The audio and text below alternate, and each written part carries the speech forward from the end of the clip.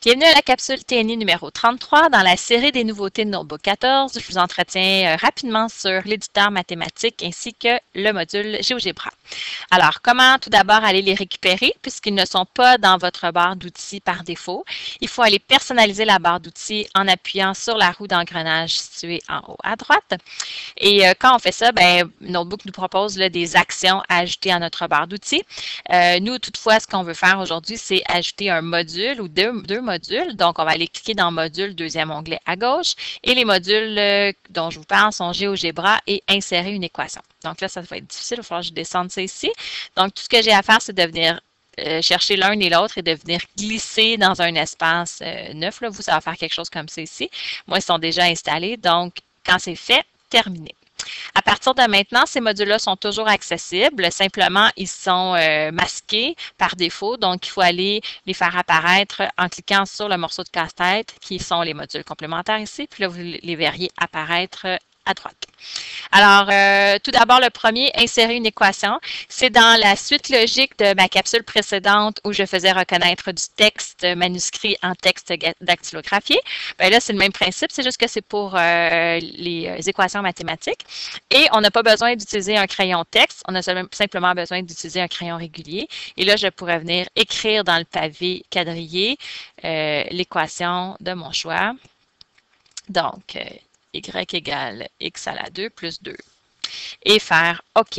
À ce moment-là, l'opération, l'équation serait reconnue. Je pourrais venir redimensionner.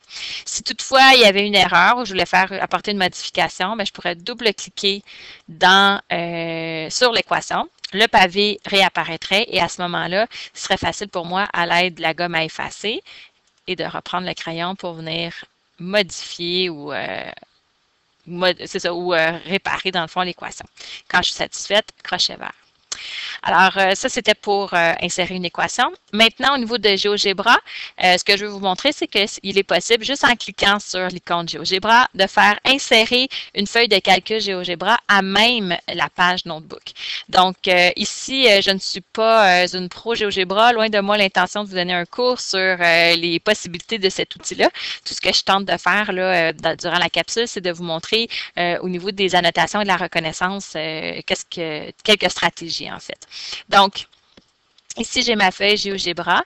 Il est également possible pour moi de faire reconnaître de l'écriture manuscrite. Donc, je pourrais utiliser un crayon régulier, venir écrire ici y égale x au carré.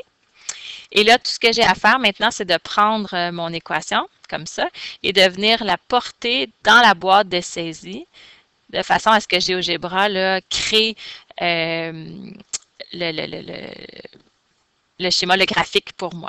Alors, c'était possible de le faire manuscrit. C'était également possible, si je me mets en double page, je pourrais aussi récupérer l'équation de tantôt. Donc, je vais juste lui donner le temps de regérer la page. Ça, c'est une contrainte. C'est sûr que quand on fait ça à double page, tout ça, ça demande de regérer la page. Mais je pourrais venir porter aussi une équation écrite de façon dactylographiée. Et là, GeoGebra viendrait pour moi la récupérer ici, puis en faire le graphique. Ce qui est intéressant, si je reviens en page unique, alors si je reviens en page unique, il faut que je laisse traiter. Ici. Là, c'est sûr qu'à l'écran, ce n'est pas très visible. Moi, ce que je vous conseille à ce moment-là, c'est de venir réduire un petit peu la fenêtre GeoGebra, mais de travailler en plein écran, de façon à ce que j'ai vraiment là, ici la frontière supérieure et inférieure, on voit très bien, si je peux enlever ça ici, mais au tableau puis au visuel, en tout cas, c'est beaucoup plus facile comme ça. Là, c'est clair pour moi qu'on peut voir les deux équations. Aussi, ce qui est intéressant de savoir, c'est que si je déplace ici une équation, vous voyez que si je déplace un graphique, en fait, l'équation va s'ajuster là en conséquence. Donc, tout ça se fait directement au tableau. Alors, j'espère que les profs de maths seront enchantés de ces nouveautés. À la prochaine!